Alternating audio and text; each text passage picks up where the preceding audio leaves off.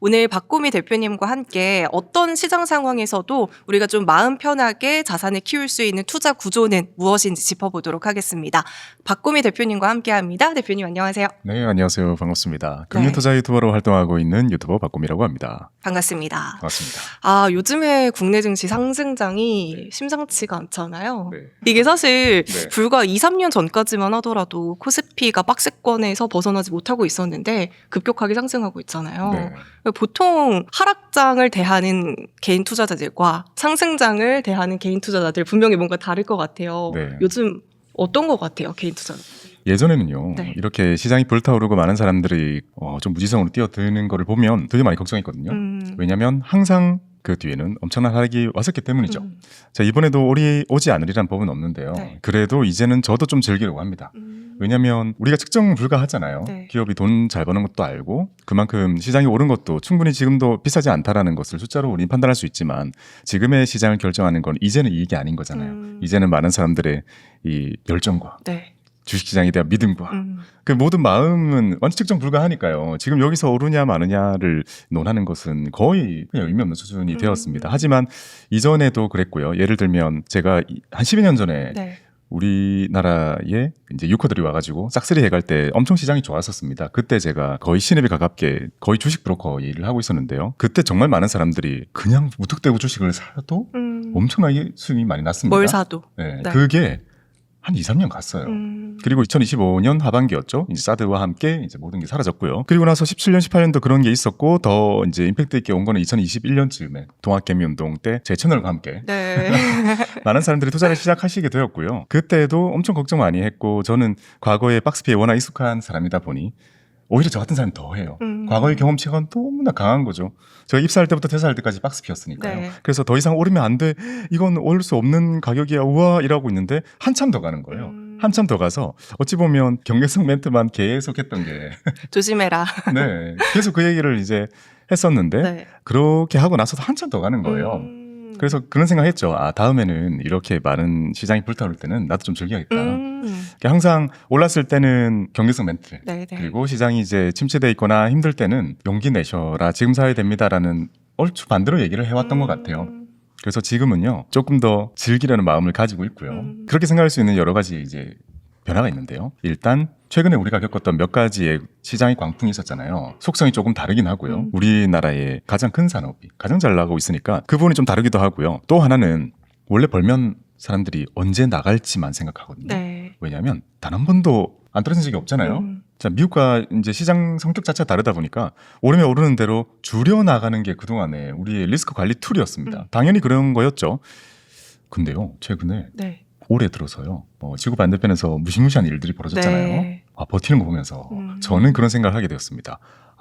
진짜 달라졌을지도 모르겠다. 정말 우리나라 사람들이 주식에 대해서 생각하는 것 정말 달랐을지도 모르겠다. 이게 실제로도 많은 개인 투자자분들을 만나시잖아요. 네. 확실히 저도 느낀 게 요즘 투자자분들이 되게 많이 똑똑해지셨고 아는 것도 많으시고 네. 그리고 생각보다 버티는 힘도 많이 느셨더라고요. 네. 그래서 분명히 이렇게 투자자분들의 레벨업이 된다는 것도 이렇게 증시를 올리게 하는데 좀 도움이 되는 것 같아요. 인식 바뀌는 게 아무래도 훨씬 중요한 부분이니까요. 매우 기대하고 있습니다.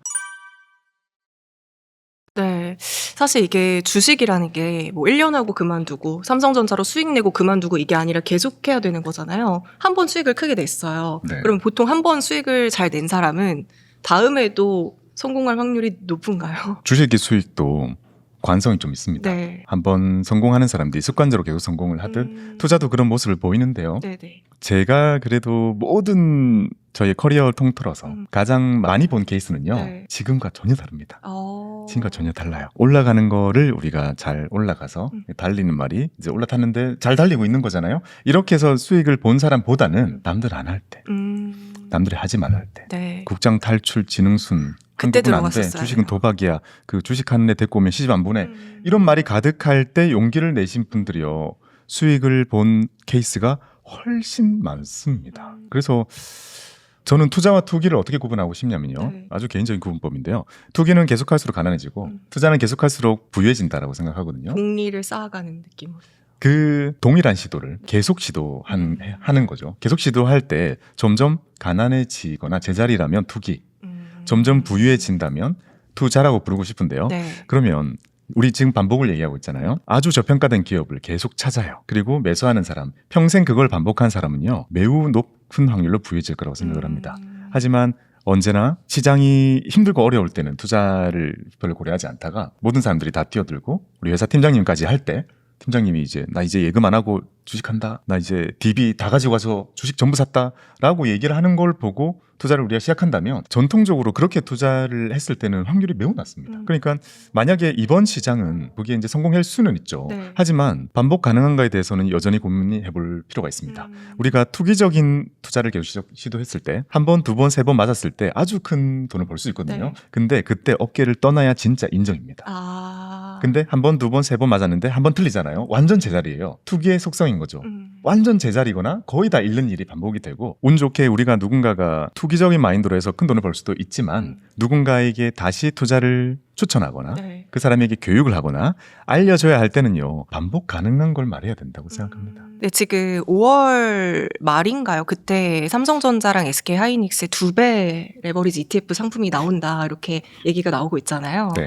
사람들 입장에서는 아직도 삼성전자, SK하이닉스가 싸다고 하고 아주 좋은 쌉니다. 주식인데 2배로 살 수 있으니 이거는 네. 우리가 흔히 아는 레버리지의 개념보다는 네. 좀 다르게 생각하실 수 있을 것 같아요. 이런 건 제가 ETF 투자에 고려하는 것 중에 아예 있지도 않습니다. 레버리지 같은 네. 거요. 컨텐츠로 다뤄본 적도 없고 저희 포트에 들어가 본 적도 없고 네네. 공부해 본 적도 없고 누구에게도 말해본 적도 없습니다.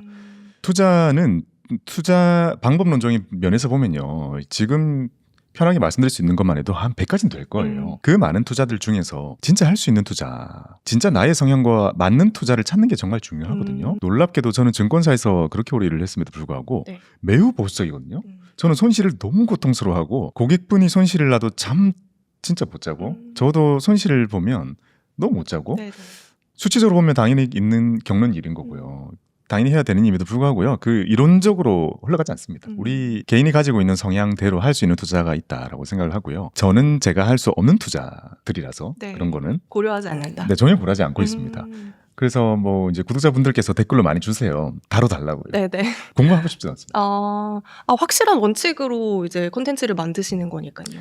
네, 저는 투자에 우리가 완전 원론적으로 돌아가서요. 원칙을 한번 되뇌어 봐야 된다고 생각을 하거든요. 네. 우리가 필요한 거는 수익률일까요? 수익금일까요? 나의 인생을 바꾸기 위해서는 수익금을 높여야 됩니다. 수익금을 높이는 방법은 우리가 투자의 공식을 보면 네. 원금에다가 수익률을 곱하고 그 다음에 n승을 하게 되잖아요. 네. 1 플러스 R에 n승을 하게 되니까요. 그렇다면 수익금을 높이기 위해서 이 중에 올릴 수 있는 것들을 보면 원금과 수익률과 기간입니다. 세 개 중에 내가 무엇을 올릴 수 있는지를 고민해 볼 필요가 있는데요. 여기서 수익률을 올리게 되면 네. 정말 고달파져요.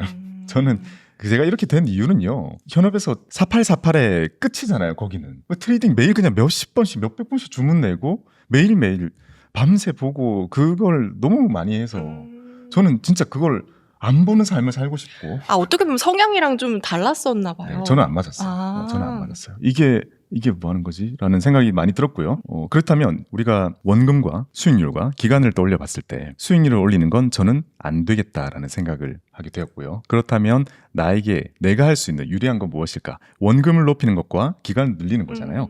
자, 이런 투자를 하는 사람은 없는가? 보면 진짜 많아요. 네네. 진짜 많아요. 자, 원금을 늘리는 투자 물론 많이 있죠. 우리가 일반적으로 회사를 다니면서 그냥 S&P만 500만 모으거나 코스피 200, 뭐 코스닥 150 지수로 사서 모으시는 분들 그렇게 기업에 대해서 자세히 알지 못해요. 근데 그런 분들 중에 연금 부자가 어마어마하게 많이 나옵니다. 자, 미국에 있는 많은 연금 부자들, 저는 미국 사람들이 투자 잘한다고 생각하지 않습니다. 한 명 한 명 보면 우리보다 택도 없어요. 지식 수준은 진짜 낮아요. 네. 하지만 훨씬 많은 돈을 가지고 있죠. 그 사람들은 수익률을 올리기 위한 노력을 했던 게 아니라 원금과 기간이었습니다. 원금을 늘리기 위해 회사 다니는 내내 세액공제, 소득공제 받는 거 챙기려고 월급 조금 더 떼서 냈을 뿐인 거고요. 그 다음에 투자는 전부 간접으로 해버렸던 거죠. 네네. 그리고 회사를 퇴사하는 그 순간까지 N을 늘리기 위해 거의 거기는 법제적으로 강제화돼버린 거잖아요. 그렇게 했더니 연금 부자가 되더라. 그러면 뭐 수백만 명의 연금 부자를 만들어낸 거잖아요. 결국에 우리도요. 수익률을 올리게 되면 결국 소수의 엄청난 스타가 나오게 되고 나머지 사람들은 손실을 보면서 저 스타처럼 나도 될 거야. 내 차례가 오겠지라는 생각으로 추정하게 되는데 네. 그 투자는요. 전혀 다른 종류의 투자입니다. 그 완전 단거리 레이스인 거예요. 제가 말씀드리고자 하는 거는요. 한쪽에 있는 오래 달리기 같은 마라톤 같은 게 있다. 근데 네. 그렇게 멀지도 않다. 10km짜리. 누구나 할 수 있는 거잖아요. 우리가 지금 단거리 달리기 선수가 지금 될 수 없잖아요. 근데 그걸 되기 위해서 막 엄청난 바벨을 들고 몸을 키우고 동작을 배우고 호흡을 하려고 하는 게 여기에 성공의 길은 다른 길이라는 네, 거죠. 네. 저는 그래서 많은 분들에게 유튜브를 하면서 제가 추구하고자 하는 그걸 말씀을 드리면요. 어떤 식으로든 저의 성공을 말씀드리고 싶지 않아요. 내가 어떤 식으로든 성공을 하든 전 정말 다양한 걸 계속 시뮬레이션 해보고 시도하고 있습니다. 그중에 성공도 있고 실패도 있고 다양하게 있어요. 근데 이것들을 이거 하니까 성공이에요. 강요하고 싶지 않아요. 왜냐하면 그게 범용성이 없어요. 범용성이 없습니다. 정말 많은 사람들이 전체적인 부가 올라가야 우리의 미래가 훨씬 밝아집니다. 그래서 제가 최종적으로 가지고 있는 목표도요. 전 국민의 퇴직연금 수익률 3%만 올리면 세상이 바뀔 거라고 생각합니다. 네네. 한두 명의 또는 100명의 그 사람들의 수익률을 100% 200% 올리는 건 저는 관심이 없습니다. 골고루. 그래서 실현 가능한가 현실적인가가 저에게는 정말 중요한 문제인 거고요. 네. 지금도 제가 여러 책에서 말씀드리고 있는 것처럼 계좌를 여러 개 터서 ETF를 조합하고 세액공제 받아가면서 생활을 절약까지 해가면서 허리띠를 졸라매고 이렇게 부어가며 리스크 관리를 하고 이렇게 고생스럽게 모든 걸 하는 이유는요. 이게 현실적이기 때문이라고 네. 생각합니다. 현실적이지 않은 거, 지금 가지고 있는 거 빚내 가지고, 수억 원 가지고 전세금 빼서 지금 타서 레버리지로 하셔가지고 뻥 튀기 되면 모든 걸 잃을 수 있습니다. 맞는 말이긴 한데요, 현실적이지 않다고 생각합니다. 그러면 방금 말씀해 주신 것처럼 기간을 늘리는 것도 굉장히 중요할 것 같은데 이 기간은 물론 이것도 범용성은 없겠지만 보통은 한 얼마만큼 잡아야 되는 건가요? 우리의 지금 모든 논의가 네. 이제 개별주에 포커스가 맞춰져 있어서 그런 거라고 생각하거든요. 네. 우리가 ETF로 접근하고 조금 더 이제 분산 투자된 것으로 접근을 한다면 어차피 안에서 바꿔주기 때문에 일별면식이 되니까요. 네, 어차피 비중 조절이 자동으로 되기 때문에 우리의 노력은 한 주라도 더 사는 것. 그걸 하나라도 더 사는 것을 위한 생활 속의 노력만으로도 충분하다라고 말씀을 드리고 싶고요. 그런 관점에서 볼 때 우리는 투자를요 이렇게 하셨으면 좋겠습니다. 평생 해야 되고요. 모든 걸 다 넣어서 해야 됩니다. 자, 우리가 개별 주식으로 접근하게 된다면 많은 분들은 본능적으로 리스크 관리를 어떻게 작동시키게 되냐면요. 자, 전 재산 중에 2억 원은 예금, 500만 원 또는 1000만 원, 많게는 2천만 원 정도 되겠죠. 떼서 주식 마음껏이라는 본능적인 리스크 관리 툴이 작용하게 되거든요. 자, 요거는 그렇게 좋은 방법은 아닙니다. 왜냐? 내 생활 전체, 나의 삶 전체를 고려했을 때 대부분의 돈은 여전히 놀고 있고요. 네. 여기는 불어나지조차 않는 상태로 있고 높죠. 일부의 이제 자금이 높은 수익을 낸다고 해도 전체로는 거의 영향을 안 주거든요. 그래서 잘 생각해 보면 우리는 한 90%의 채권을 가지고 있고 10%의 주식으로 아무리 높은 수익을 내도 9대 1의 포트 원하는 만큼 만들 수 없을 거라고 생각합니다. 결국 우리는 많이 사야 됩니다. 생각보다 많이 사야 되고요. 생각보다 진심으로 접근해야 되고요. 생각보다 진짜 수백 수천이라는 말을 넘어서서 억소리 날 만큼 그렇게 투자를 이어가야 되는 거고요. 네. 그렇게 해야 되기 때문에 개별적으로 못 살 겁니다. 그렇죠. 그렇게 해야 되기 때문에 결국에 리스크 관리, 결국에 분산 투자, 결국에 자산 배분, ETF 이런 거를 어떻게든 다 끌어올 수밖에 없는 거죠. 그래서 우리가 정상적으로 회사를 다니고 정상적으로 우리가 한 100번, 200번의 월급을 받았다면 수천만 원이라는 돈이 어딘가에 다 있잖아요. 그렇죠. 그런 걸로 투자를 한다고 마음먹었을 때 그중에 일부 떼가지고 주식 하면서 그래 얼마 안 되는 거 뺐으니까 잃어도 돼라고 레버리지를 하는 건 별로 내 삶을 바꿀 수 없다고 생각하고요. 그건 잘 되면 너무 축하드릴 일. 네네. 하지만 투자로 보이지는 않고요. 결국에 우리가 해야 되는 건 그 사람들이 마음을 완전히 바꿔서요. 아니 그동안 평생 나는 여러 가지 저축보험과 예금과 그리고 언젠가 매수할 부동산을 위해 모든 것을 모으고만 있었는데 절약하면서 모으고만 있었는데 그렇게 모아진 이 돈들 지금 이렇게 시장이라는 것이 나에게 힌트를 주고 보여줬다면 혹시 나도 이 돈들을 이렇게 이용해서 내 미래를 훨씬 높이 올릴 수 있을까라는 고민에 가까운 거죠. 그런 고민의 결과로는요. 미국 사람들이 그런 것처럼 네. 전 재산을 해야 됩니다. 근데 저는 약간 이런 생각이 들긴 하거든요. 예를 들어서 이제 결혼을 앞두고 있다거나 부동산을 사야 된다고 한다거나 하면은 일단 현금이 좀 필요한 상황이잖아요. 네. 그러면 내가 주식에 넣었다가 혹시라도 이게 좀 빠질 수 있으니 여기에 다 넣기에는 조금 리스크가 있는 것 같다 하더라도 일단은 주식에 넣어야 되는 건가요? 좀 당장에 현금이 필요한 상황이 있을 수 있잖아요. 사람의 생애 주기별. 네, 그래도 다녀야 됩니다. 자, 방법은 여러 가지가 있습니다. 네. 자, 초년생들은요, 보통 IRP를 열지 말라고 합니다. 네. 연금저축만 열라고 ISA를 가지고 하라고 하죠. ISA와 연금저축은 생각보다 황금성이 높습니다. ISA는 원금 다 뽑을 수 있고요. 네. 그리고 연금저축도 초년생 같은 경우에는 세액공제 안 받는 돈 되게 많아지거든요. 조금만 넣더라도요. 그래서 출금 가능한 돈도 많아지고 연금은 연금담보대출도 생각보다 잘 나오기 때문에 그런 것들을 이용해서 결혼할 때 그거 가지고도 충분히 할 수 있어요. 자, 우리가 그 담보대출은 이자가 어느 정도 되나요? 생각보다 되게 낮습니다. 아, 그래요? 증권사에서 우리가 담보대출 다룰 수 있는 것 중에 제일 낮습니다. 왜냐하면 여러 가지 자산들 중에서 네네. 연금이 가장 담보 가치가 높기 때문이죠. 자, 그래서 우리가 심플하게 한번 생각해 보자고요. 네네. 저의 포인트는 항상 실무적이고 현실적이어야 되는 거잖아요. 자, 30즈음에 취업을 합니다. 네. 취업을 하고 월급 받으면 한 1, 2년 동안에는 그냥 다 날리겠죠. 그냥 막 부모님 내복 사드리고 그리고 드디어 월급으로 해외여행 가는구나. 나도 남들처럼 옷도 좋은 거 사보고 하다 보면 별로 없어질 거고요. 한 3년차 즈음 되면 뭐 하는 거지? 잘못된 것 같은데 본격적으로 돈을 모으기 시작할 거고요. 결혼이라는 것을 떠올리게 되면 적어도 회사를 다니면서 돈을 모으겠다고 마음먹은 지 한 5년차 되는 정도일 겁니다. 자, 5년 차라면 직업과 상관없이요. 상당한 돈이 모여 있더라고요. 그렇죠. 제가 진짜 독하게 모았었는데 저보다 요즘에는 더 잘 모으더라고요. 요즘 재테크 다들 잘하세요. 진짜 저는 20대 분들도 가지고 와서 돈 계좌 보여주는 거 보면 깜짝깜짝 놀라요. 억대예요. 네. 억대 진짜 많아요. 자, 아무튼 그렇게 돈을 자 모읍니다. 그 돈을 제 경험에 의하면 네. 저 정말 열심히 해가지고요. 30대 중후반까지 왔습니다. 네네. 열심히 모아가지고 1년에 2, 3천씩 막 모았어요. 그래서 1억을 만들었어요. 네. 결혼할 때 정말 다 쓸까요? 아니더라고요. 다 안 써요? 아니더라고요. 네네. 생각보다 그 모아왔던 그 시간을 네. 한 방에 날리는 액션을 하지 않아요.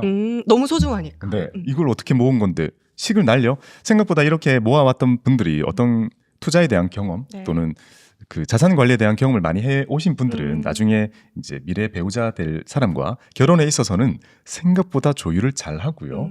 최소한으로 할 수 있게 많이 줄이는 그런 액션을 취하고요.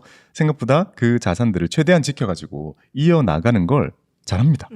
그래서 저는 그 돈이 쌓일 때까지의 경험이 매우 중요하고요. 그 동안의 경험, 시장에 대한 믿음이 충분히 쌓였더라면 네. 사실 저희 직원들만 봐도 진짜 돈 잘 모으고요. 진짜 투자 차곡차곡 잘하고 있단 말이에요. 네네. 결혼할 때 쓰지 않을 거 알고 거의 느껴집니다.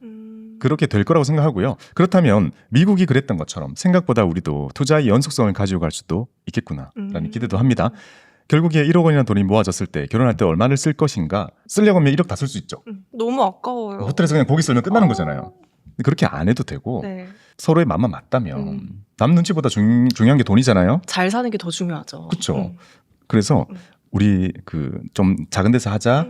꽃 너무 화려하게 하지 말자. 스냅은 무슨 그냥 폰으로 찍자 이런 거. 알리에서 드레스 사자. 그렇게 네. 하게 될 거라고 저는 믿습니다. 그래서 그때까지 경험이 중요하다고 생각을 하고요.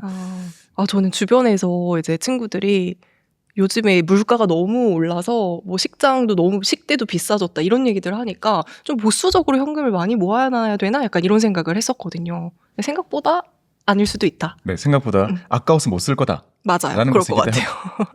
어떻게 모은 돈인데 그것도 네. 기대하고요. 그다음에 이제 본인의 뜻만 충분히 있다면 생각보다 지출을 많이 줄일 수 있기 때문에 그런 액션을 취하지 않을까 기대를 하고요. 그다음에는 이제 돈이 필요하잖아요. ISA는 원금 사실상 출금 다 돼요. 네네, 그냥 맞아요. 어차피 원금이 훨씬 대부분이고 단기 투자이기 때문에 원금 듬뿍 출금이 될 거고요. 그다음에 연금저축도 이제 다방면으로 출금이 된다면 연금저축은 60% 정도까지 담보대출도 된다 했잖아요. 그 정도로 해결할 수 있죠. 그 정도로 해결해야 되고요. ISA는 끊기더라도 연금은 계속 이어갈 수밖에 없게 아마 이제 그렇게 계획을 하지 않을까. 그것도 기대를 합니다.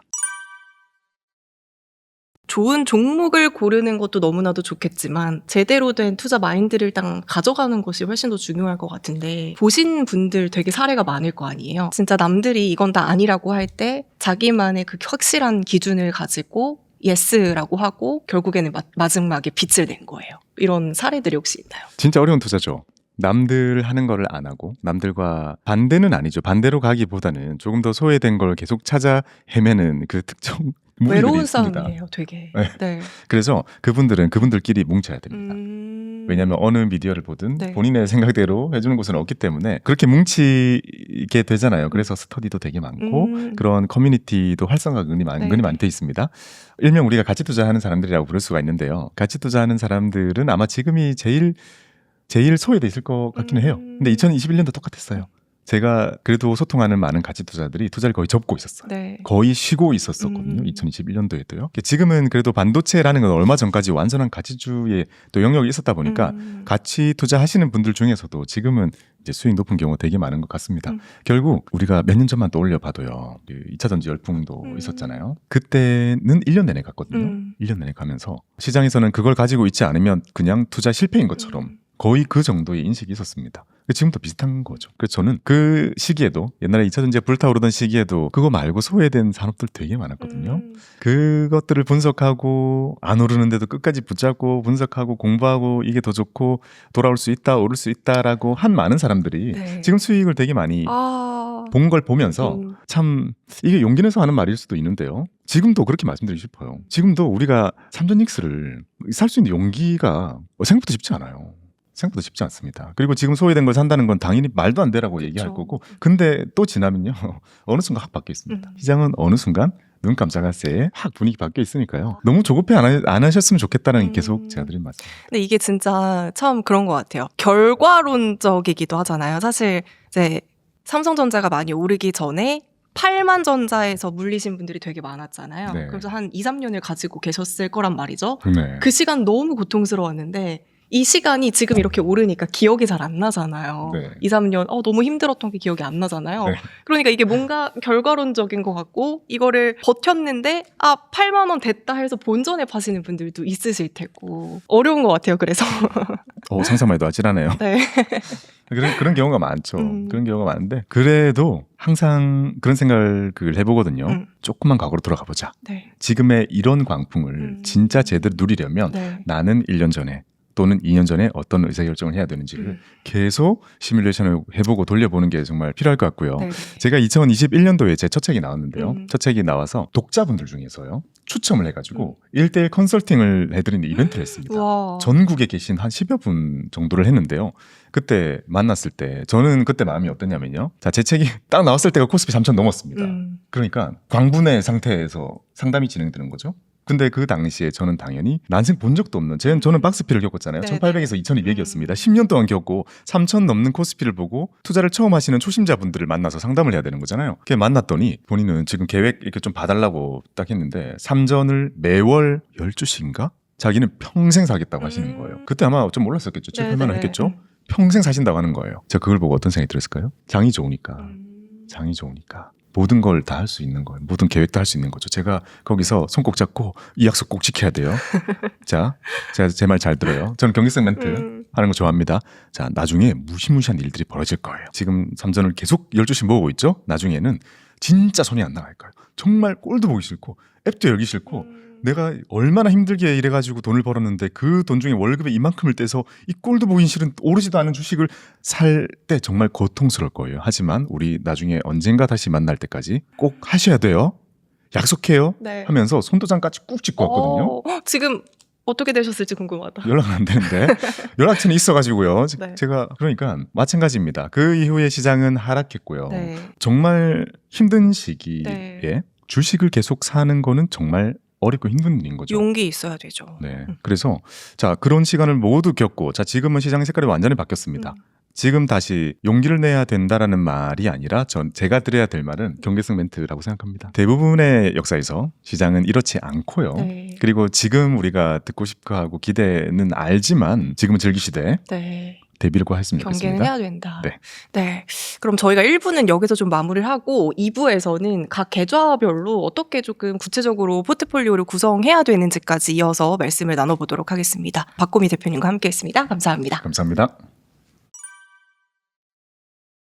네, 저희 1부에 이어서 2부에서는요, 어떤 계좌에 어떻게 포트폴리오를 담아야 되는지 이야기를 나눠보도록 하겠습니다. 아무래도 개인 투자분들을 많이 만나시고 또 강연 같은 거 하시면 공통적으로 종목 이런 거 되게 궁금해 하시죠? 이미 제가 어떤 걸 다룰지 좀 알고 오시는 건지 모르겠는데요. 네.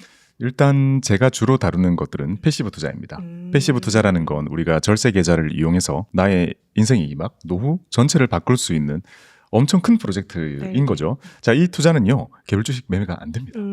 안 되다 보니까 대부분 저를 찾아오시거나 제 강의에 오시는 분들이 궁금해 하시는 건 이런 거죠. 지금 본인의 직업과 상황과 연봉을 고려했을 때, 네. 그리고 가족 상황, 지출, 퇴직 시점 이런 것들을 고려했을 때 지금 내가 어떤 투자 계획을 짜는 것이 좋을까에 대한 고민을 가장 많이 주십니다. 우리가 투자에 대해서요, 육하 원칙으로 쭉 나열을 해본다면 안에서 뭘 사야 될지 왓에 대한 고민이 가장 많죠. 그리고 거기에 대한 게 가장 이제 연구 많이 되고 가장 알기 어려운 부분이기도 합니다. 중요한 부분이기도 한데요. 놀랍게도요, 투자의 시간을 쭉 늘린다면 왓에 대한 비중은 확 줄어듭니다. 오히려 나의 자산에 영향을 주는 하우로 넘어가게 되죠.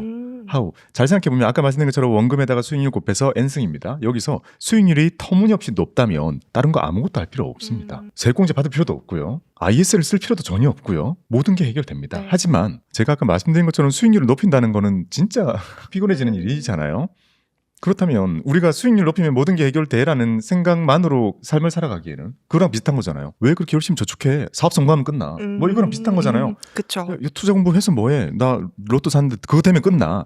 결국 낮은 확률에 대해서 우리가 기대를 하고 다른 걸 준비 안 하지는 않잖아요. 그래서 이제 많은 투자자분들의 성향인 것 같아요. 아, 지금 아무리 봐도 공부를 안 해봤지만 지금 내가 저 투자를 많은 사람들이 쫓아가고 있는 저 투자를 했을 때 승산이 없다고 느끼는 거죠. 승산이 없다면, 그렇다면 높은 확률로 내가 승산이 있는 투자는 무엇인가 네. 질문을 많이 주시는 거죠. 그래서 저는 그 부분에 대한 답은 사실 업계에서는 되게 뻔하디 뻔한 그 정석적으로 다 정리되어 있는 것들이거든요. 네. 그런 것들을 말씀을 드리고 있는 거고요. 생각보다 거기에 대해서 이제 공감해 주시는 분들이 되게 많은 거죠. 그러면 이제 사람마다 다 지금 뭐 생애 주기가 다르고 모은 시드가 다르고 상황이 다 다르잖아요. 네. 그럼 좀 사례별로 여쭤보고 싶은데 일단 사회 초년생이에요. 네. 시드가 없잖아요. 그럼 시드를 모아서 투자를 하는 게 좋은 방법일까요? 아니면 시드가 없더라도 꼬박꼬박 적립식으로 모아가는 선택이 더 나은 걸까요? 무조건 적립식이고요. 시드가 시드라는 없더라도. 개념을 네. 지우시기 바랍니다. 아, 그건 매우 부동산적인 관점입니다. 네, 네. 부동산은 입장료가 있잖아요. 투자는 수업료가 있습니다. 네. 수업료를 지불하는 게 중요하고요. 입장료 전혀 없으니까 10,000원부터 바로 시작하시는 것이 좋고요. 네. 조금 더 공식화 시켜서 말씀을 드려볼게요. 왜냐하면 우리는 알아서 고려해서 해보세요라고 말하면 아무도 못합니다. 결국엔 억지로 이제 틀을 짜서 말씀을 드리는 게 좋은데요. 그런 관점에서 저는 이런 컨셉을 만들어봤습니다. 4개의 통장이 필요합니다. 4개의 통장. 자, 신입사원 입사했습니다. 네. 자, 일단 생각 없이 한 3달 놀고요. 요즘에는 한 그래도 6개월까지는 놀고요. 네. 6개월쯤 되면 뭔가 잘못된 걸 느껴요. 그러면 슬슬 뭔가를 해야 되잖아요. 네, 네. 자, 할 때 요즘에는 여러 가지 공제할 게 많아가지고 세액 공제에 대한 수요가 별로 없습니다. 왜냐하면 뭐 월세 공제, 뭐 중소기업 공제 같은 것만 정도 받으면 한 3년은 걱정할 필요가 없어요. 그럼 마음껏 투자할 수 있는 3년의 시간이 주어졌다라고 생각을 하고요. 부양가족도 없죠? 혼자 사니까요. 자, 그 상태에서 4개 통장을 여는데 CMA와 ISA와 연금저축과 IRP 이렇게 4개를 엽니다. 열고요. 연금저축과 IRP에는 돈을 안 넣습니다. 지금 안 넣어요. 네네. 요거는 무슨 돈을 넣냐면 부모님이 용돈 주거나 아. 명절날 누가 맛있는 거 사 먹어 이렇게 특별 계정처럼 상여금 특별하게. 같은 것도. 네. 좀 뭔가 공돈이 생겼을 때 네네. 넣는 계좌로 두시고요. 없던 돈. 네. 자, 메인은 CMA와 ISA를 쓰게 되는데요. 네. 자, 월급은 은행 계좌로 받아야 됩니다. 보통 요새 뱅크 은행 다 쓰시잖아요. 급여는 은행 계좌로 받아야 혜택이 많기 때문에 자, 은행 계좌로 급여를 받고요. 은행 계좌에서는 주로 이제 카드 대금 빼고 청약 빼고 모기지 빼고 월세 빼고 이런 것들을 쭉쭉쭉쭉 빠지게 해놓고요. 구독료 빼고 그다음에 그 남은 돈을 남아야 돼요. 여기서 네. 가끔씩 안 남는다고 하시는 남아야죠. 남은 돈을 전체를 그대로 CMA로 옮깁니다. CMA로. CMA에는요. 돈을 두기만 하면 이자를 주잖아요. 그쵸. 심지어 일복리로 주기 때문에 매일매일 이자 주는 거 챙기면서 네. 거기서 투자를 집행하셔야 돼요. CMA는 우리가 스마트폰으로 열면 RP형 CMA가 개설이 되잖아요. 네. RP형은 월복리입니다. 그러니까 월복리보다 조금 더 좋은 이제 발행어명 CMA나 MMW형 CMA로 이왕이면 바꿔두시는 네. 것이 좋고요. 자, 그렇게 바꿔두고 현금을 넣어두면 이제 매일매일 이자를 줄 겁니다. 그 상황 대기하면서 거기서 이제 돈을 보내게 되는데 초년생이기 때문에 ISA로 돈을 보내면 됩니다. 자, ISA로 보내는 돈이 작지 않을 겁니다. 급여의 차이는 10배씩 나지 않지만 자산의 차이는 10배씩 나죠. 분명 여기서는요. 초년생이기 때문에 중소기업이든 대기업 다니시든 내가 ISA에서 지금 투자할 수 있게 하는 거는 정말 작으면 50만 원, 많으면 뭐 100얼마 이렇게까지 누구나 만들어지게 될 겁니다. 자, 그러면 이런 생각을 하게 될 겁니다. 100만 원 넣어가지고 언제 지금 미디어에 나온 것처럼 막 수십억 벌고 하겠어 하면서 이걸로 무리를 하시게 되는 경우가 많죠. 그렇게 하시는 것도 물론 좋습니다. 그리고 이제는 그렇게 해보시라고 말씀을 드립니다. 안 되는 걸 깨달기까지. 한번 다쳐봐라. 특히 이제 초년생이기 때문에 네. 길잖아요. 네. 앞으로 한참 더 할 건데 그게 중간중간에 작을 때는 뭐든 할 수 있어요. 작을 때는 뭐든 할 수 있는데 조금씩 커질 거 아니에요. 월 100씩 계속 넣는다면 그 돈이 나중에 휘청하는 걸 견디면 네. 견딜 수 있는 사람은 계속 하면 되고요. 그리고 얻어 걸렸을 때 제가 아까 떠나면 된다 했잖아요. 네. 그게 최고의 성공. 이건 나의 길이 아니구나.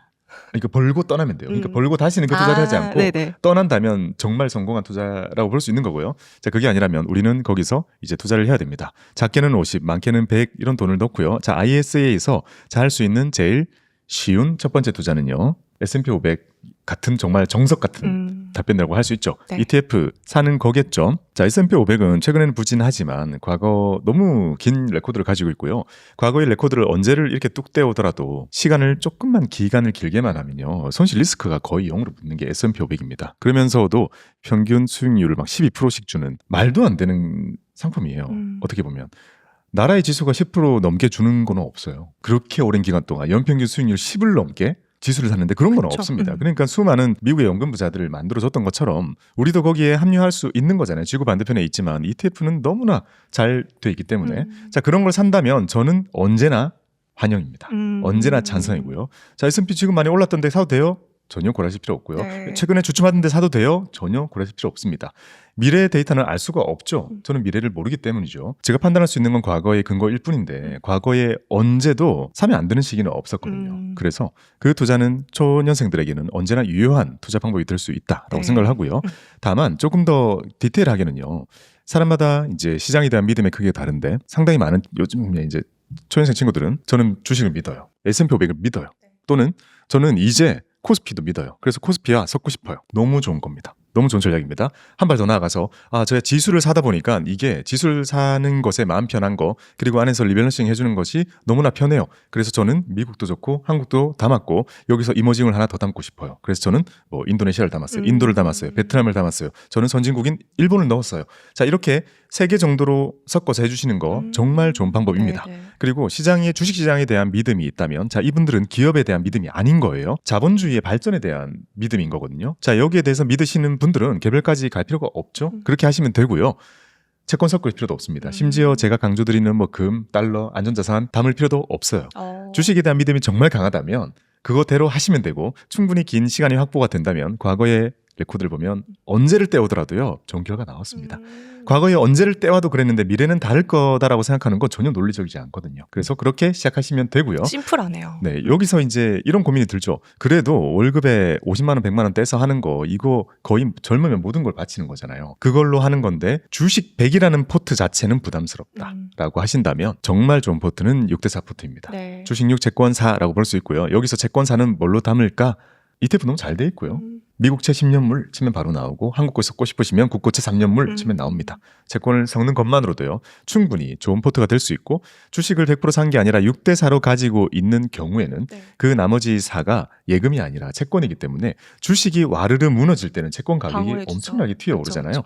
주식과 채권은 대부분의 역사에서 금리 인상기를 제외하고는 시소를 타는 자산이기 때문에 나의 전체의 수익률은 생각보다 방어가 잘 되는 경험을 하실 수가 있을 겁니다. 최근에는 당연히 매력이 떨어지게 느끼실 수 있죠. 왜냐하면 주식이 계속 셌고 그만큼 반대급부로 채권이 계속 약했기 때문이잖아요. 근데 지금 항상 경제성 멘트로 말씀을 드려봅니다. 지금 이렇게 적립식으로 사시는 거는 괜찮죠. 주식 적립식으로 사시는 거는. 근데 조금이라도 목돈 하신다면 채권 없이 하시기 부담스럽지 않을까요?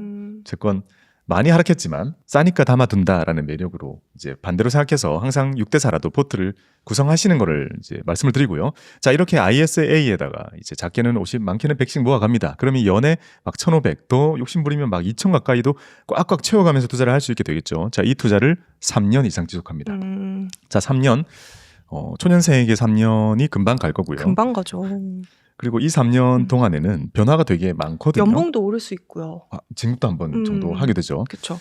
그리고 3년이면 보통 이사를 할 수도 있고 집을 바꿀 수도 있고 보증금을 뺄 수도 있고 그쵸. 부모님이 은퇴를 할 수도 있고 해외여행도 한 2번 갔다 올 수도 있고 갑자기 옆에 있는 사람이 결혼하자고 할 수도 있습니다. 자, 나의 투자를 이어가지 못하게 하는 유혹이 엄청 많은데 네네. 그런 일이 생기면 그냥 해야 되죠. 그냥 해야 됩니다. 저 중요한 건 이제 그럼에도 계속 어떻게든 아껴 3년 뒤에 목돈을 만들었습니다. 자, 보통 요즘은 결혼 잘 안 하더라고요. 그 정도 됐을 때는. 자, 초년생 3년 뒤에 모인 돈은 지금 원금만 해도요. 지금 꽉꽉 채우면 막 5, 6천 이런 그림이 그려지죠. 자, 이 상태에서 운 좋게 수익까지 났다면 더 큰 돈도 모을 수 있을 겁니다. 자, 초년생들에게 50, 100씩 막 모아가는 이 돈들이 진짜 수천, 이제 2, 3천, 진짜 많게는 5, 6천, 이거의 경험은 진짜 중요하다고 너무 생각합니다. 소중하죠. 진짜 중요하고요. 아까 말씀드린 것처럼 원금에다가 수익률 그리고 N승이잖아요. N승 이제 기간은 한 3년 정도 밖에 안 됐는데 본인이 했던 액션은요. 원금을 극대화한 행동입니다. 이게. 원금을 극대화한 거죠. 왜냐 쉬지 않고 넣은 거잖아요. 수익률은 그렇게 중요하지 않습니다. 초년생에게는 이게 가장 큰 경험치를 줄 거라고 생각을 하고요. 실제로 이렇게 적립식으로 초년생이 돈을 모았을 때 프로인 친구나 10%인 친구나 큰 차이 안 납니다. 어차피 내가 시대가 모은 비슷비슷하니까. 원금의 크기가 훨씬 크게 작용을 한 거기 때문에요. 네. 자, 이 경험이 초년생에게 가장 의미 있는 경험이 될 거고요. 자, 이제 어느 정도 목돈이 생겼습니다. 이제부터는요. 수익률이 중요해지는 시즌이 네. 시작됩니다. 여기서부터가 중요해져요. 그래서 이 이전에 방금과 같은 그 경험 딱 3년 동안 ISA에서 주식 지수를 사는 친구 그리고 개별 주식을 산 친구 네. 채권만 했던 친구, 섞었던 친구, 이 사람들이 각자의 투자 속에서 경험을 한 걸 그걸 베이스로 가지고요. 목돈이 생긴 그 이후에 본격적인 수익률 레이스가 시작이 됩니다. 네. 그럼 이제 ETF에도 굉장히 다양한 게 있잖아요. 뭐 테마성 ETF도 있고, 뭐 성장주, 배당주, 뭐 여러 가지들이 있는데, 이제는 그럼 자신의 투자 성향에 따라서 갈리는 건가요? 이것도 아니면 공식이 있는 건가요? 성향에 따라서 갈리는데요. 네. 보기를 드려야겠죠. 음. 자, 이제 3년 정도 지났습니다. 과거로 치면 이제 옛날 사람이어가지고 대리 정도도 요즘에는 대리 이런 거 안 쓰지 않나? 프로. 저 회사를 안 다녀서 모르겠어요. 요즘에 매니저, 아. 프로님 이런 거. 아니면 좀 영어 이름 막 이런 거 쓰잖아요. 안녕하세요, 제임스님.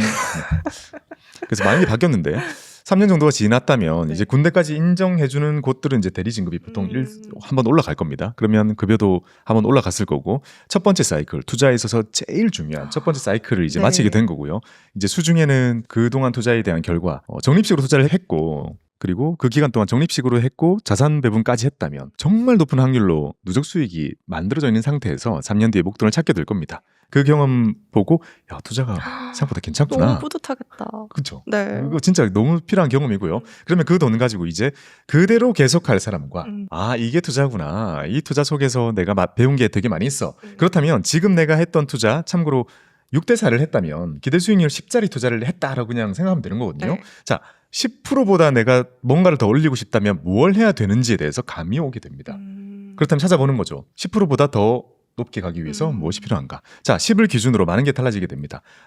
해보고, 한 3년 해보고요. 야, 나는 이게 진짜 나한테 맞아. 나 그냥 이대로 그냥 쭉 모을 거야. 이제 내가 급여가 올라갔고, 나 심지어 결혼까지 해서 맞벌이 됐어. 이제 옛날처럼 50 붙던 거, 나 이제 200 넣을래. 300 넣을래. 이렇게 계획을 짜신다면 네. 그대로 쭉 갈 거잖아요. 자, 이분들은 기업 분석하면서 PER, PBR 할 필요가 없겠죠. 이분들은 그대로 쭉 가시면 되고요. 이분들의 성향에 맞는 투자는 여전히 자산 배분 일부와 네. 배당주 투자 같은 것들이 배당주. 기가 막히게 성향에 잘 맞을 겁니다. 배당 투자를 하면요. 보통 역사적으로 기대 수익률이 저금리일 때 5, 이제 되게 좋고 이제 금리 좋고 막 이럴 때는 막 7, 8까지도 나옵니다. 그 사이에서 보통 정해진단 말이에요. 그 정도의 수익률이라면 우리가 7% 정도를 수익률을 얻어간다는 건 10년 지나면 원금이 2배 된다는 거잖아요. 그 정도의 수익률을 깔면서 부으면서 안정적으로 불려가겠다. 왜냐? 주식을 사는 것보다는 배당주가 훨씬 예측 가능한 미래가 있는 거잖아요. 그래서 그 투자를 하면서 나는 원금 극대화에 모든 걸 쏟겠다 하는 딱 그 부류가 생깁니다. 바로 수익률이 아닌 원금을 택하는 거죠. 자, N이라는 것은 누구나 한 30년 정도 주어집니다. 30에 취업해서 이제 55세, 한 60세 정도까지 돈을 벌기 때문에 그 30년의 시간 동안 어떻게 활용할지에 대해서 수익률을 끌어올리고자 하는 사람과 이제 원금 극대화의 사람으로 나뉘게 되는데 원금 극대화에 온 사람은 이제 지금까지 해왔던 것을 거의 그 스케일을 키워서 하는 전략을 하게 되고요. 실제로 실무적으로는 이런 고객들 진짜 많이 보게 됩니다. 네. 일단 삼전이 뭐 하는 회사인지도 사실 잘 모르시는데도 연금 계좌에 억대로 있고 아. 이런 분들은 정말 많습니다. 또 퇴직연금 막 퇴사하면서 DC로 받았던 것들 IRP로 들어와가지고 거기서 ETF로 굴리시는데 이것도 막 수천 막 수억 진짜 많으시거든요. 그러니까 다른 길을 간 거예요. 그게 또 하나의 복입니다.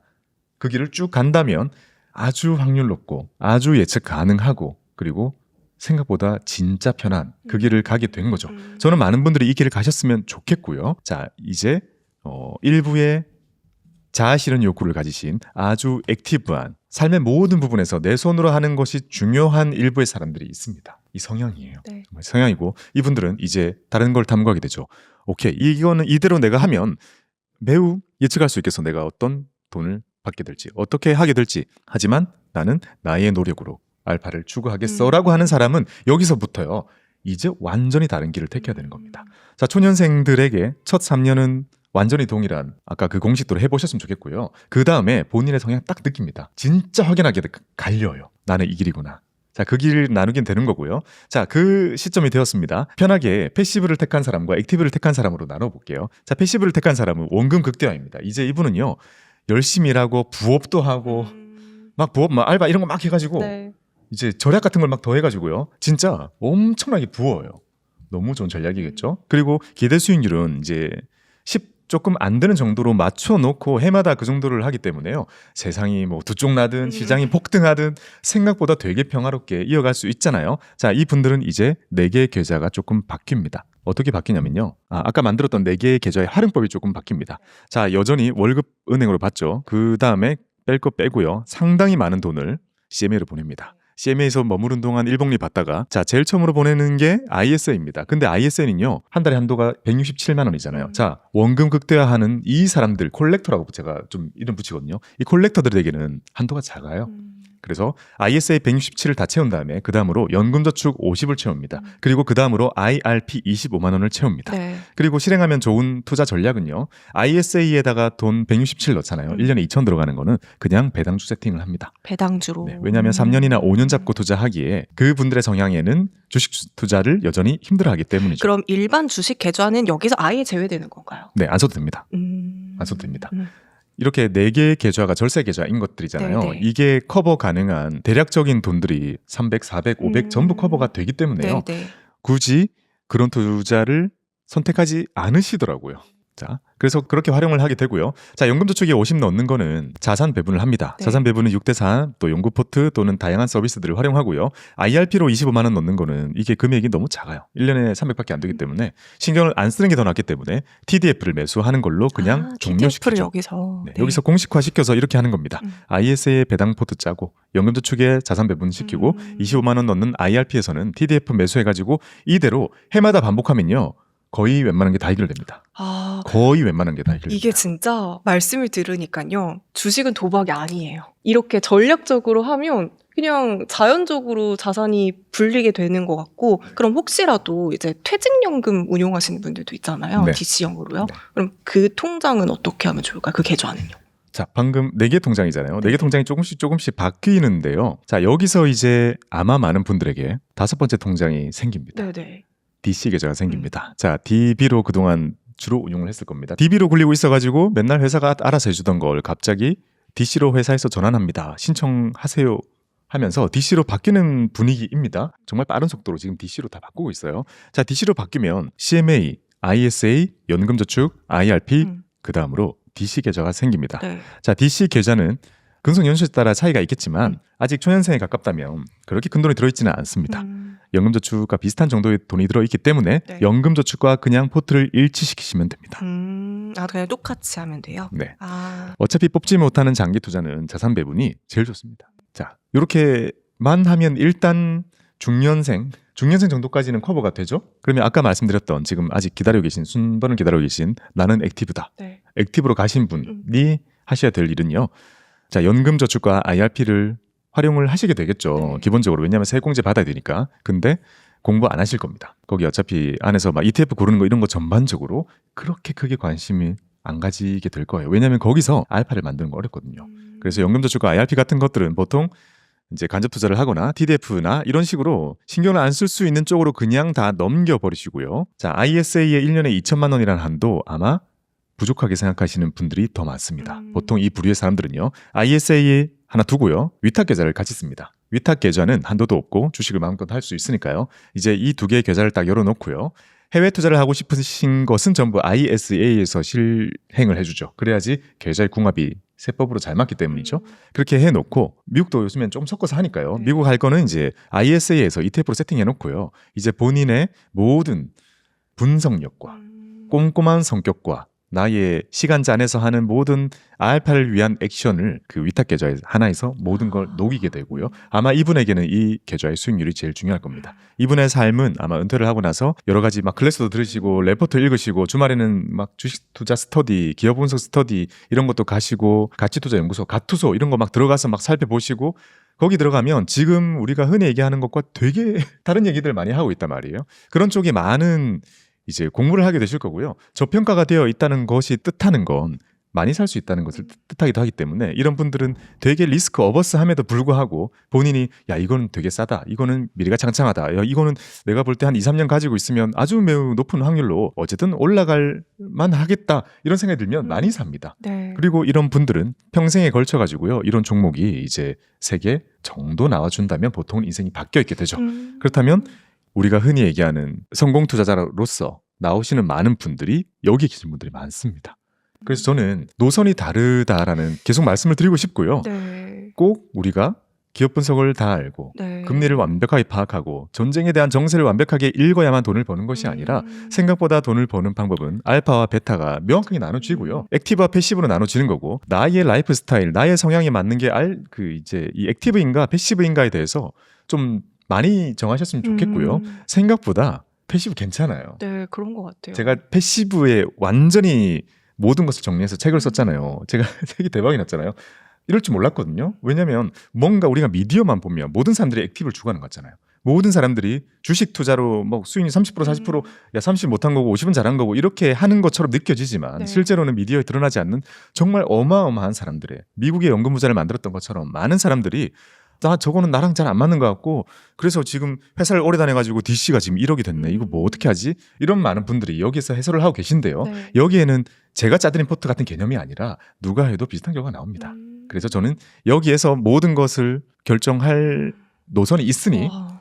이쪽도 고민해 보셨으면 좋겠습니다. 네, 와, 완전히 새로운 인사이트를 얻게 된 것 같아요.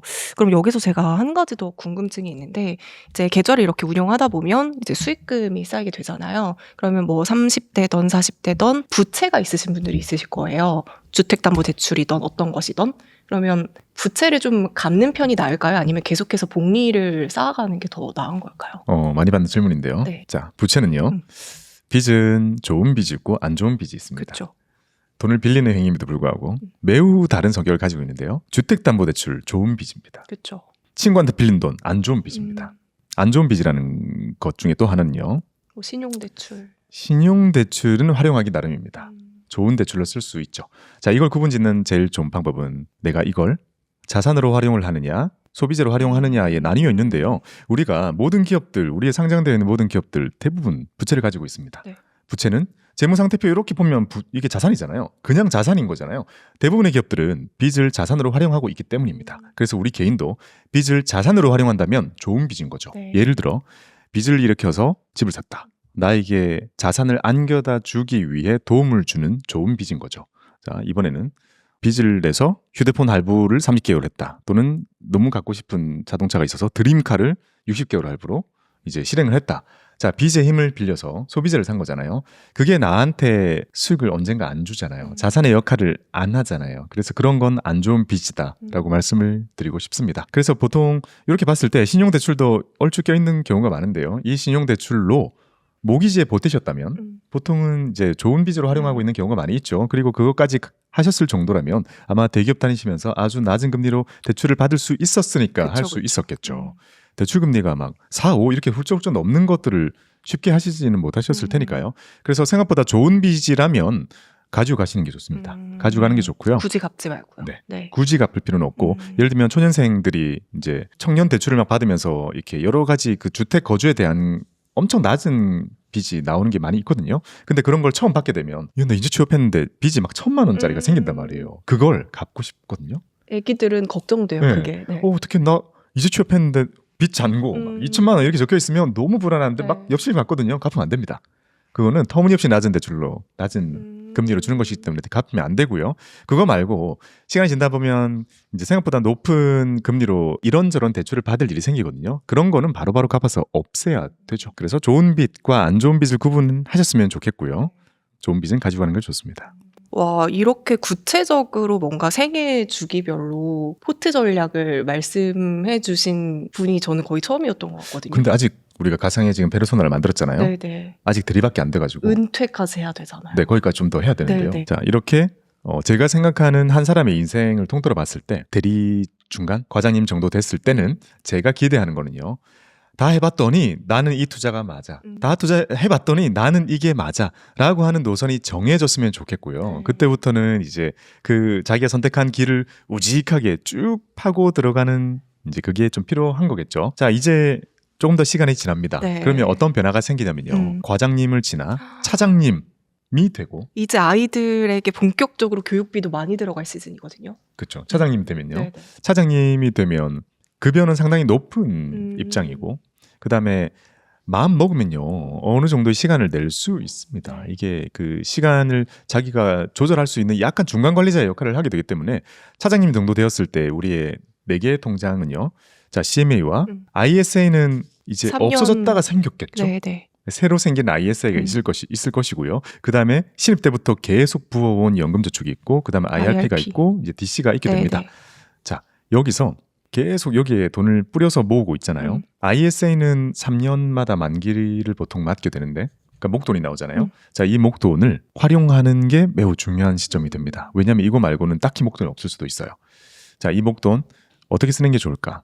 제가 추천드린 방법 중에서요. 네. 본인의 연금 계좌로 그냥 통째로 넣을 수 있습니다. 이 목돈을 그대로요. 네. 네. ISA 만기 자금을 자, 초년생 때는 ISA 만기 자금 가지고 결혼을 하거나 집에 전세 보증금을 올리는 역할을 하거나 이럴 때 큼직큼직하게 2, 3천 막 이렇게 좀 써주는 게 맞고요. 이제 시간이 더 지난 과장님, 차장님 정도 되면요. 생각보다 많은 게 안정돼 있습니다. 그러니까 여전히 돈은 없는 거는 맞는데 삶의 이벤트가 많이 줄어들기는 하거든요. 저도 40대가 되고 나니까 생각보다 작년이나 올해나 바뀌는 게 많이 없다? 라는 생각을 참 많이 하게 되더라고요. 많은 게 안 바뀌는 시점이 되기 때문에 이제 ISA 만기 자금이 목돈이 듬뿍 갑자기 튀어나왔을 때 약간 당황할 수 있어요. 오, 목돈이 생겼는데 이거 뭐 하지? 이럴 때 차를 바꾸시면 안 됩니다. 네네. 자, 이 돈을 쓸 수 있는 방법 중에 목돈 중에 일부는 뭐 투자하고 아니면 이때 나도 액티브를 해볼까? 계좌를 터가지고 떼가지고 나도 주식 사볼까? 너무 좋죠. 하지만 여전히 패시브의 인간으로서 살아가는 거잖아요. 큰 그 목돈을 그대로 나의 연금에다가 밀어 넣을 수 있는데요. 자, 이때 즈음에 등장하는 게 바로 두 번째 연금저축 계좌입니다. 세공제를 받지 않는 안세공연금이라는 연금저축 계좌를 하나 더 엽니다. 네. 자, 아까 연금저축에는 50씩 넣는다고 했잖아요. 그 다음에 IRP에는 25씩 넣고 있습니다. 연금저축에 우리가 1년에 1,800까지 넣을 수 있기 때문에 나눠서 어떻게든 1,800까지 넣을 수 있는데 지금은 900을 넣고 있었던 거잖아요. 나머지 남아있는 900이라는 한도를 새로 채우기 위해서 연금저축을 하나 더 열고요. 네. 거기다가 세공제를 받지 않는 900을 채우는 선택을 하게 됩니다. 그래서 이렇게 1,800을. 네. 이렇게 하면 1,800을 채우게 되는 거죠. 1,800이라면 월 150인 거잖아요. 네. 나의 미래를 위해서 150을 채운다는 건 정말 진짜 대단한 거거든요. 이렇게 하시는 분들의 노후는 정말 밝아질 겁니다. 자, 그렇게 채우게 되는데요. 그 와중에 이제 ISA 만기 자금이 나오면 네. ISA 만기 자금은 방금 말씀드린 세공제를 안 받은 연금저축에다가 통째로 넣어주시면 됩니다. 자, 그러면 이분은요. 이제 보통 버는 소득은 본인의 연금 계좌 이렇게 조금 몇 개 넣고 지출이 워낙 많을 때여가지고 애기들 막 이것저것 학원비, 교재비 하다 보면 진짜 남는 게 별로 없어요. 그래서 잘 정해진 대로 이렇게 계획을 세우는 게 정말 중요하고요. 그 시기를 기계적으로 몇 년을 이겨내야 되죠. 네. 몇 년이 지나고 나면 드디어 교육비 쏟아져 들어가던 친구들이 갑자기 대학을 가면서 가끔 대학 가면서 돈 더 드는 애들도 있긴 하지만 장학금 받아야죠. 높은 확률로 이제 비용을 컨트롤할 수 있게 됩니다. 비용 컨트롤. 그러니까 많이 들 것 같아. 그러면 그냥 그 유학 가지 말고 그냥 여기서 다녀. 뭐 네. 서로 선택할 수 있는 게 생긴단 말이에요. 아마 대기업이면 학비 지원해주는 그런 것도 있을 거예요. 그렇죠. 네. 네. 그래서 이제 우리가 학창 시절에는 어쩔 수 없는 교육비라면 대학 들어가면 달라지기 때문에 그렇죠. 자, 갑자기 대학 딱 들어갈 때 그때까지 정말 몇 년을 기계적으로 나의 노후 넣는 것들 이만큼을 챙겨가면서 다른 돈 안 남으면서 그걸 딱 버티게 되죠. 버티게 되면 이제 지나고 나면 어떤 상태가 딱 되냐면요. 네. 자녀들이 취업은 당연히 안 했고 대학생이거나 이렇게 했지만 성인이 돼 있기 때문에 약간 독립적으로 이제 변해 있어요. 아르바이트 해야죠 이제. 그렇죠. 시켜야 됩니다. 네. 요새 아르바이트만 해도 이제 최저 시급이 어느 정도는 되기 때문에 자기 앞가림 할 수 있거든요. 맞아요. 부족하다 그러면 투잡 뛰어야죠. 강하게 키워야 됩니다.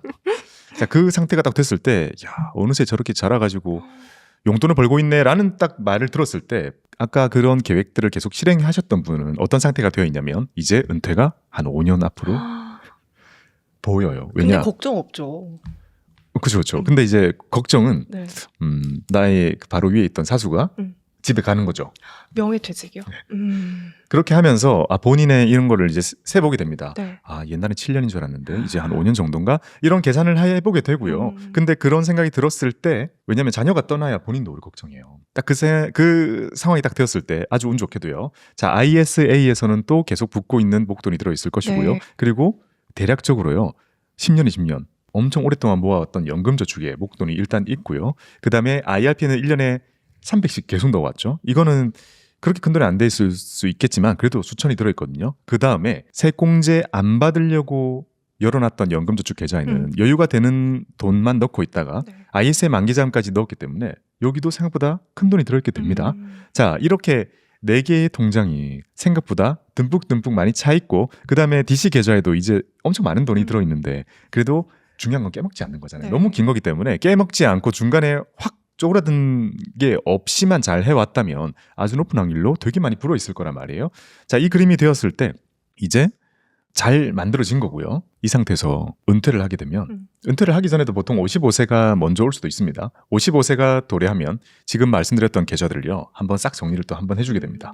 대표적인 게 ISA 만기 자금은 계속 없어질 때마다 세액공제를 받지 않은 계좌로 쑥쑥 엎어준다고 했잖아요. 네. 그럼 계좌가 하나씩 줄어들게 되죠. 그 다음에 평생 TDF로 한 달에 25만 원씩 넣으면서 불려왔던 IRP를 55세가 지나면 내가 50씩 넣으면서 세액공제 풀로 받았던 연금저축 계좌랑 그냥 합칠 수 있습니다. 55세 지나야 합쳐지거든요. 네네. 자, 합쳐버리게 되면 그 계좌는 안에 들어있는 돈은 전부 속성이 똑같죠. 세액공제를 받은 원금과 수익으로 가득 차게 네. 됩니다. 그렇게 만들고요. 그 다음에 세액공제를 안 받은 연금저축은 ISA를 계속 흡수하고 있죠. 자, 이 상태로 노후 준비를 위한 모든 이제 돈은 이렇게 만들어지게 됩니다. 그 다음에 은퇴를 실제로 이제 합니다. 네. 은퇴를 하게 되면 퇴직금이 나오잖아요. 계좌가 또 생기죠. 네네. 퇴직금이 나옵니다. 자, 그동안 굴려왔던 DC에 있던 돈을 받을 IRP를 제출하라고 하거든요. 네. 이때 팁을 말씀드리면 기존에 가지고 있던 IRP 제출하면 안 돼요.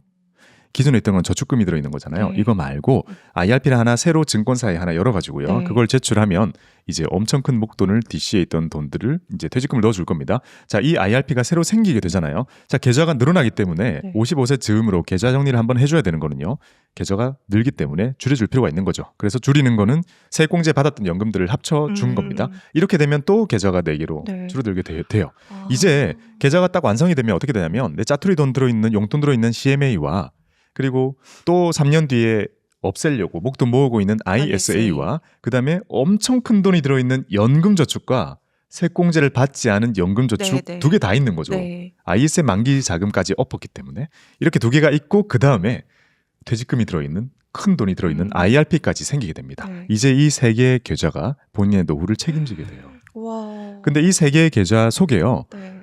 이 3개를 합쳤을 때 기본적으로 아주 미니멈하게 3억이 넘어야 되거든요. 자, 우리가 지금 3억 언제 모아요? 1억도 못 모으면 3억 그렇게 하면 어렵잖아요. 근데 이거를 우리가 30년의 긴 사이클로 만들어가는 거잖아요. 미래에는 당연히 물가가 더 오를 거기 때문에 3억보다 실제로는 더 큰 돈을 모아야 돼요. 지금 우리가 쓸 수 있는 화폐의 힘 기준으로 볼 때 3억이 필요하다는 거고요. 이걸 만들기 위해 이런 계좌들의 공식이 필요하고요. 30년 정도를 만약에 우리가 쭉 할 수 있다. 이 전략을 그대로 실행할 수 있다. 그리고 평균적으로 우리가 입사하면 10만 원, 20만 원 넣을 거 아니에요. 근데 시간이 지나 차장님, 부장님들은 뭐 75, 100, 뭐 200 이렇게 부으실 거 아니에요. 평균적으로 내가 회사를 다니는 동안 50만 원씩 정도만 패시브하게 나의 미래를 위해 모아만 두시면요. 이 자산이 6억 원이 넘게 됩니다. 그리고 그 시뮬레이션은 말씀드린 것처럼 언제 과거를 가지고 와도 똑같이 되는 거예요. 그리고 그걸 만들기 위한 기대 수익률은 7%면 충분합니다. 이게 세제 혜택이 있는 계좌들이기 때문에요. 우리가 6억 원이라는 노후 자산을 만들기 위해서 필요한 거는 그냥 매월 50이라는 의미입니다. 그럼 이거는 되고 안 되고의 문제 이런 개념이 아니라 하고 안 하고의 문제. 시간의 싸움이고요. 네. 그리고 굳이 마음 졸일 필요도 없는 거고요. 네. 액티브를 하시더라도 한 달에 50 할애해가지고요. 이거 하셔야 돼요. 자, 입사와 동시에 모든 사람들이 하셔야 되고 네. 은퇴까지 해야 되고요. 이걸 한 사람과 안 한 사람은 각자의 액티브 투자가 성공할지 안 할지 그거 상관없이 노후는 일단 완벽하게 해결될 거라고 저는 믿습니다. 저 소름 돋아요. 미국 사람들이 수많은 사람들이요. 그 은퇴 이후에 부자대, 연금 부자대 살잖아요.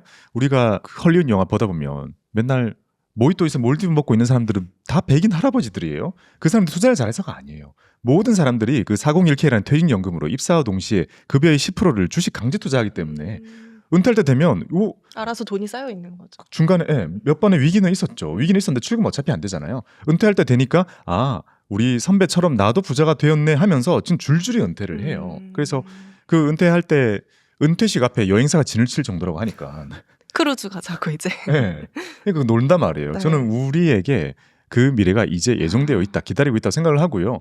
은퇴 이후에 그렇게 팽팽 놀고 먹을 수 있는 건 우리가 대단한 투자를 해야 되는 게 아니라 대단한 투자는 액티브에서 따로 해야 되지만 그거 말고요. 매우 쉽고 공식화되어 있는 이걸 하기만 해도요. 충분히 다 할 수 있다라는 말씀을 드립니다. 그래서 제가 이제 말씀드리는 건요. 금리 맞추거나 네. 파월 형님의 멘트 뭐 이런 거 분석하고 이런 거는 액티브를 위해서 우리가 해야 될 일이고요. 패시브를 위해서 우리가 해야 될 일은 그냥 월급 받으면 기계적으로. 50만 원 정도를 기계적으로 넣는 거라는 거죠. 그리고 이걸 저는 2천만 근로자분들이 모두 하셨으면 좋겠고요.